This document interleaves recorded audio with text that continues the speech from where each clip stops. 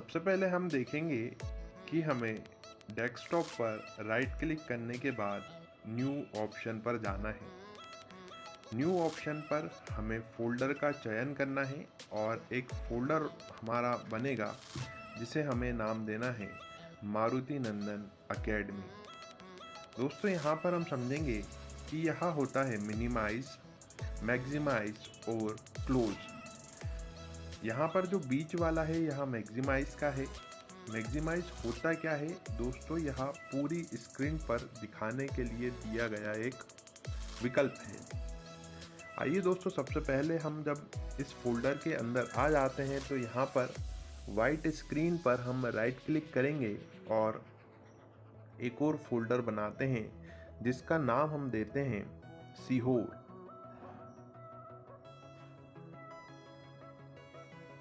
Sehore folder बन जाने के बाद हम एक बार और राइट क्लिक करेंगे और न्यू पर जाकर पहले हमने सीहोर नाम का फोल्डर बनाया था और अब हम बना रहे हैं सीहोर नाम की एक एक्सेल की फाइल। यहाँ पर जैसे ही एक्सेल की फाइल बनी है उस पर हमने दोबारा नाम दिया है जिसे रीनेम कहा जाता है सीहोर। तो दोस्तों आप देख सकते हैं मारुति नंदन एकेडमी के अंदर एक सीहोर नाम का फोल्डर है और एक सीहोर नाम की फाइल है।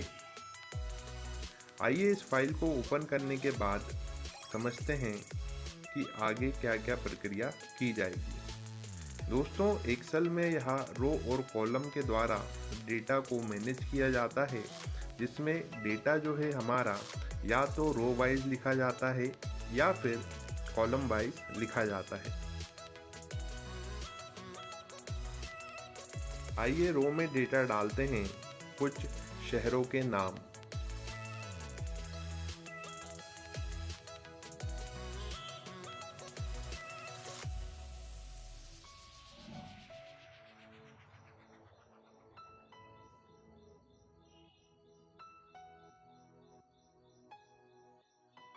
सबसे पहले हम इन शहरों के नाम के डालने के बाद शीट पर ऑल बॉर्डर का प्रयोग करेंगे, जिससे कि हमें पूरी शीट पर अलग अलग सेलों को अच्छे से हम देख सकें।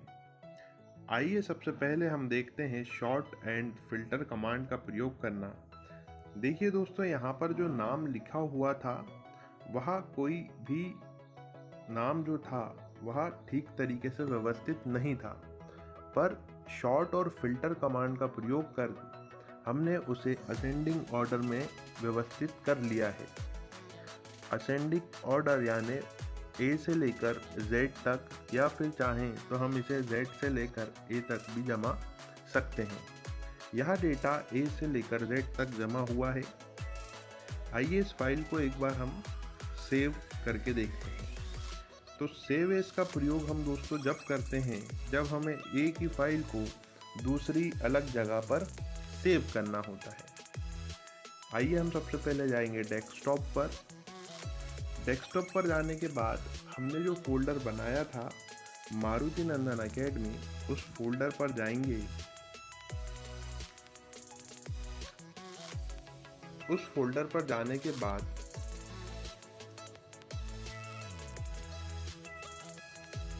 हम सीहोर वाला फोल्डर बनाया था, उस सीहोर वाले फोल्डर में अंदर जाएंगे और वहाँ पर फाइल का नाम देंगे फाइल माय फाइल और सेव कर देंगे। यहाँ पर आप डेस्कटॉप पर देखेंगे जाकर मारुति नंदन एकेडमी के अंदर क्या माय फाइल ठीक तरीके से सेव हो गई है। यहाँ पर देख सकते हैं आप माय फाइल जो है यहाँ पर आ चुकी है। आइए इसे ओपन करते हैं।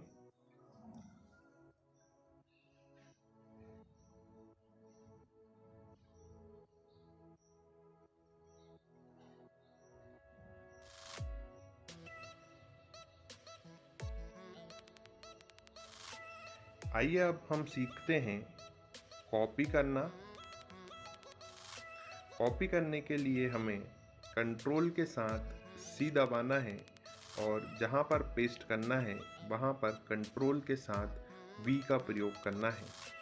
तो जो आपका डेटा है वह एक स्थान से दूसरे स्थान पर कॉपी हो जाता है। आइए एक बार कट करके देखते हैं। कट करने के लिए हमें कंट्रोल एक्स दबाना है और जहाँ पर हमें डेटा को डालना है वहाँ पर हम पेस्ट का प्रयोग करेंगे, तो कंट्रोल वी का प्रयोग हमें करना है।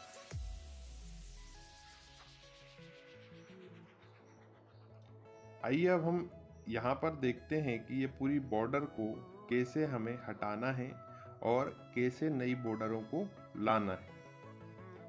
यहाँ पर हमने पूरा डेटा को सिलेक्ट करा है और सबसे ऊपर हमने देखा ऑल बॉर्डर फंक्शन लिखा हुआ है।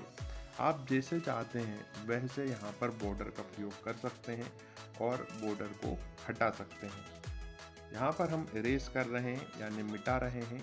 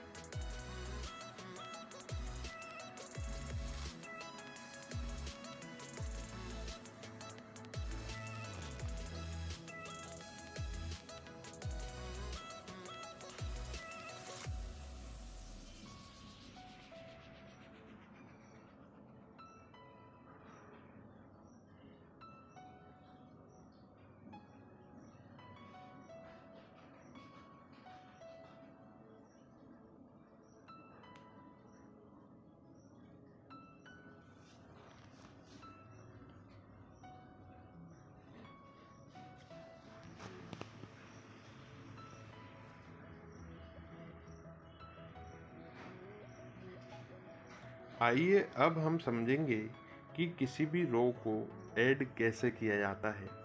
दोस्तों, आपको बताया जा रहा है शॉर्टकट जो कि बहुत महत्वपूर्ण है। कंट्रोल के साथ जैसे ही आप इंटर बटन का प्रयोग करेंगे आपको इंटर रो इंटर कॉलम का विकल्प दिखाई देगा। आप अगर रो ऐड करना चाहते हैं तो इंटर रो करें और अगर आप कॉलम ऐड करना चाहते हैं तो आप इंटर कॉलम करें। यहाँ पर हम एक छोटा सा डेटा बना रहे हैं। इसमें सिलेक्ट और ड्रैग फंक्शन का प्रयोग कर रहे हैं। देखिए हमने क्रम से लिखा है 1 2 3। इसके बाद हमने जैसे ही डबल क्लिक किया है हमारी संख्या ऊपर से नीचे तक ऑटोमेटिक लिखा चुकी है। ऐसे ही हम सिलेक्ट और ड्रैग फंक्शन का प्रयोग होम नंबर पे भी कर देखेंगे। आइए समझते हैं कैसे। होम नंबर में हम होम नंबर डालेंगे। शुरुआत के 3 नंबर जो हैं आपको व्यवस्थित डालने होते हैं। इसके बाद आप जैसे ही डबल क्लिक करते हैं डेटा ऊपर से नीचे तक ऑटोमेटिक जनरेट हो जाता है। देखिए 1 2 3 के बाद जैसे ही डबल क्लिक किया 5 6 और 7 ऑटोमेटिक जनरेट किया जा चुका है। आइए अब हम सबसे पहले ऊपर की हेडिंग को जमाना सीखेंगे। यहाँ पर हम देखेंगे हमारा जो टेक्स्ट ओरिएंटेशन है वह किस प्रकार से व्यवस्थित किया जा सकता है। यहाँ पर आप इस फंक्शन का प्रयोग करके आप जैसा चाहें अपने हेडिंग को जमा सकते हैं। यह काफ़ी महत्वपूर्ण और काफ़ी अच्छा तरीका होता है हमारे हेडिंग को जमाने के लिए।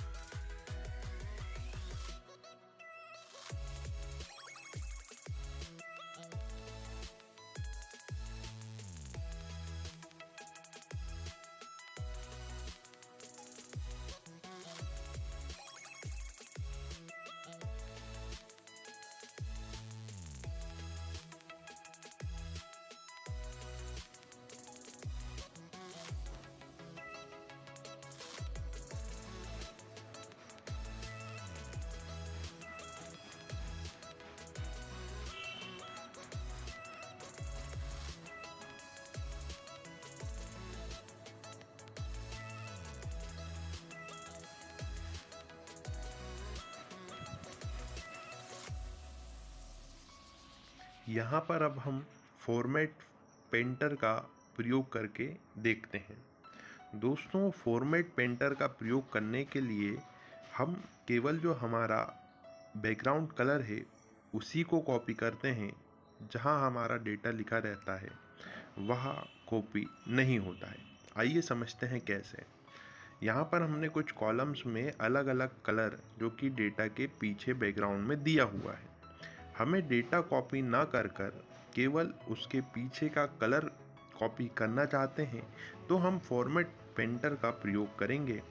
पूरे डेटा को सिलेक्ट करेंगे, फॉर्मेट पेंटर पर जाएंगे और नीचे जहां डेटा फॉर्मेट कलर जो है वह आप पेस्ट कर सकते हैं। यह प्रक्रिया एक बार और दोहराइएगा। मिलते हैं अगले वीडियो में। नमस्कार।